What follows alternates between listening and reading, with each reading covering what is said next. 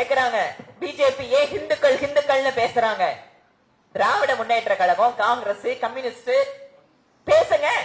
தேச பிரிவினையின் சோக வரலாறு எனும் தலைப்பில் சென்னை மயிலாப்பூரில் நடைபெற்ற கருத்தரங்கில் பாஜக சட்டமன்ற உறுப்பினர் வானதி சீனிவாசன் கலந்து கொண்டு உரையாற்றினார்.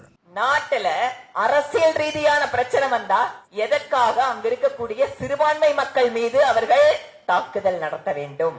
அதை யோசிச்சு பார்க்கணும். ஏனென்றால் அங்கு அரசாங்கமே ஒரு மதம் சார்ந்து இயங்கிக் கொண்டிருக்கிறது. ஆனால் இந்தியாவிலே அந்த சூழல் இல்லை. இந்த நாடு பிரிவினை அடைந்தது, பிரிவினைக்கு பின்பாக சுதந்திரம் அடைந்தது. சுதந்திரத்திற்காக எத்தனையோ பேர், லட்சக்கணக்கான மக்கள் போராடினார்கள்.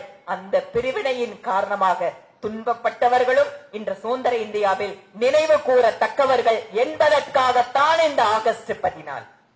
கேக்குறாங்க. பிஜேபி ஏன் ஹிந்துக்கள் ஹிந்துக்கள்னு பேசுறாங்க?